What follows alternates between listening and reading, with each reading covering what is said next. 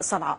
وافق برلمان جمهورية أرض الصومال على إنشاء قاعدة عسكرية إماراتية في مدينة بربرة على ساحل خليج عدن. ويؤكد خبراء أن تأسيس هذه القاعدة أثار جدلا كبيرا بين دول منطقة القرن الأفريقي، خاصة وأن الإمارات تمتلك قاعدة عسكرية في إرتريا لاستخدامها في الحرب على اليمن. موسى الديراني. قاعدة إماراتية جديدة في منطقة القرن الإفريقي بوابة البحر الأحمر. هذه المرة اختارت الإمارات جمهورية أرض الصومال لتكون مقرا لقاعدتها، بعدما وافق برلمان هذه الدولة الفقيرة على إنشائها في مدينة بربرة على ساحل خليج عدن. العقد الإماراتي يمتد ل30 عاما بقيمة 450 مليون دولار لتطوير الميناء لاستخدامه في دعم العمليات العسكرية التي يشنها التحالف السعودي على اليمن، وأيضا في العمليات التجارية. قاعدة يؤكد خبراء أنها جاءت مكملة لقواعد أسستها دولة الإمارات على سواحل البحر الأحمر، من المطار الموجود في معسكر ليمونير في جيبوتي قبل أن تتخلى عنه وتستأجر ميناء عصب في إريتريا، والذي يضم منافذ بحرية استراتيجية بطول 150 كيلومترا على امتداد الساحل المطل على البحر الأحمر. في المقابل أثار تأسيس هذه القاعدة جدلا كبيرا بين دول منطقة القرن الإفريقي بعد إعلان الإمارات استخدام القاعدة في مواجهة الجيش اليمني واللجان الشعبية، وأن التجهيزات العسكرية الموجودة فيها تعد جزءا أساسيا في الحصار البحري المفروض على اليمن منذ عام 2015.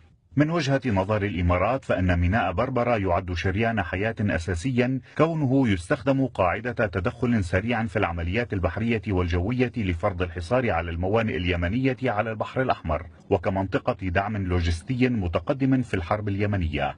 يمكن القول إن الخطوة الإماراتية في أرض الصومال تبدو حدثا عاديا لو كانت في غير زمان ومكان، لكن تزامنها مع الخطوة السعودية التي هي بدورها تنشئ عددا من القواعد العسكرية في القرن الإفريقي ولا سيما في إريتريا، ومع تغيير بعض الموازين ولا سيما البحرية منها بعد استهداف عدد من البوارج السعودية والإماراتية في خليج عدن، يدفع إلى ربط بناء القاعدة بالحرب على اليمن وبالخطط الإماراتية للتوسع العسكري في المنطقة.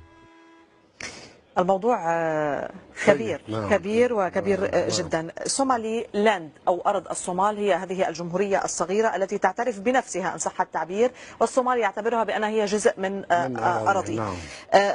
الإمارات منذ عام 2005 تتمدد في منطقة القرن الأفريقي. هذه القاعدة الآن بهدف من؟ ما الهدف منها؟ لمن؟ ضد من؟ لماذا الإمارات تذهب إلى هناك؟ طبعا يعني الإمارات اللي بيسمع القواعد العسكرية يعتبرها قوة عظمى ولها مصالح ممتدة في عرض القارة، سواء في جنوب آسيا أو في القرن الإفريقي. هذا الأمر طبعا الإمارات تقيم هذه القواعد بطلب أمريكي. يعني كل قاعدة إماراتية في المنطقة فيك تعتبريها قاعدة أمريكية، يعني تدفع تكاليفها. يعني حاليا تنفذ توصيات ترامب الإمارات، يعني هي تدفع إيجار هذه القواعد ثم تستخدم لصالح المشروع الأمريكي في المنطقة. الإمارات دولة لها وظيفة في المنطقة، وظيفة تخدم أهداف ومصالح الولايات المتحدة. لذلك كل هذه القواعد، يعني هناك دول كبرى ليس لها هذا الحجم من القواعد، بينما الإمارات يعني إذا بتشوف هون الخارطة، هاي القواعد الأساسية المعترف فيها بسقطرى، جزيرة سقطرى، هي استأجرتها ل99 عاما من حكومة هذه جزيرة سقطرى، هي على باب خليج عدن. وهذا ميناء بربرة اللي استأجروه لمدة 36 عام. ميناء بربرة يعني طبعا هو بوابة خليج عدن وبوابة باب المندب من جهة الجنوب، وأيضا كان لها قاعدة في جيبوتي ثم أخلتها لصالح المملكة العربية السعودية، يعني من ضمن تقاسم النفوذ لا ترغب أن تتواجد مع السعودية في نفس المنطقة. فحاليا تقيم قاعدة السعودية في ميناء جيبوتي، أيضا في ميناء عصب في أريتريا. في أريتريا هناك تواجد للسعودية وموجود الإمارات وأيضا إسرائيل، يعني على طول ساحل أريتريا على البحر الأحمر هناك قواعد إسرائيلية وقواعد إماراتية وقواعد سعودية. كل هذه القواعد ضد من؟ هذه القواعد كل يدعي أنه يريد الحفاظ على الملاحة، ما قلت وكأنها قوة عظمى. يعني نحن نفهم أنه العدو الإسرائيلي أقام علاقات مع أريتريا سابقا لمنع إغلاق باب المندب بهدف حماية الدخول من باب المندب باتجاه البحر الأحمر إلى ميناء إيلات. يعني دائما كانت تقفل. يعني الإسرائيلي تواجد بعلاقات تاريخية مع أريتريا منذ استقلال أريتريا عن إثيوبيا، أقام علاقات عسكرية وأقام قواعد عسكرية وله خبراء، وهو يتعاون مع أريتريا في المجال الأمني والعسكري. أما أن تتواجد الإمارات، هي لو تواجدت الإمارات كقوة عربية في مواجهة النفوذ الصهيوني في هذا البلد كان الأمر مفهوما. أما الكل هو متوافق على قتال من يعادي إسرائيل في هذه المنطقة، وتحديدا اليمن. يعني هم لا يريدون انتقال اليمن إلى دولة يعني تدخل في صلب مناهضة المشاريع الغربية والمشاريع العربية المؤيدة لهذه الدول. هذه القواعد كما ذكرت هي بهدف تأمين الدعم المباشر بالإضافة للأهداف البعيدة لحماية المصالح الغربية في المنطقة وحرية الملاحة التي لم يهددها أحد. يعني الجيش واللجان الشعبية لم يهددوا الملاحة في طوال فترة الحرب، ولكن هم يريدون السيطرة. يعني دول الخليج تريد السيطرة، السعودية والإمارات تريد السيطرة على الساحل الغربي لليمن، وهلأ بنجي عليها عن العملية في اليمن التي تجري في اليمن.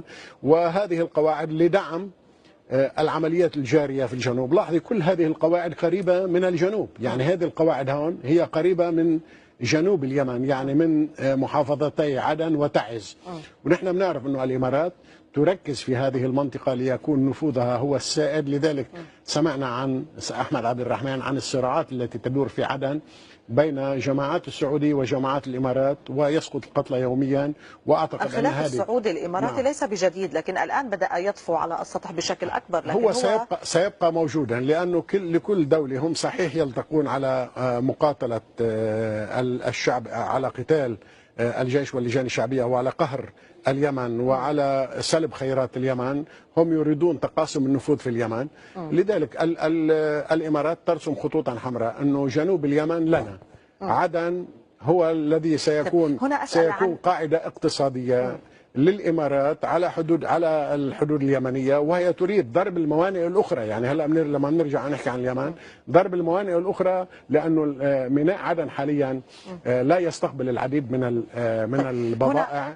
الحديدة هو يعني الذي يستقبل معظم المساعدات. سنتحدث عن الحديدة والمخا، لكن باختصار تركيبة الجيش الإماراتي، هل كل هؤلاء من الإمارات من جنسيات عربية؟ يعني تنتشر قواعد هنا وهناك، من يقاتل في اليمن هو إماراتي؟ البنية التحتية تقيمها الإمارات وتضع فيها مجموعة جنود، ولكن سيستثمرها الغربيون حكما، إما فرنسا وإما الولايات المتحدة. يعني هذه الدول التي تقيم مع الإمارات مع علاقات ولها قواعد في الإمارات.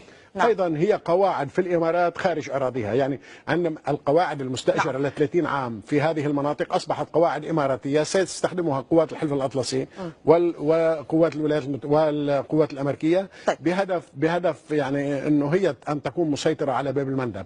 يعني حاليا باب المندب أصبحت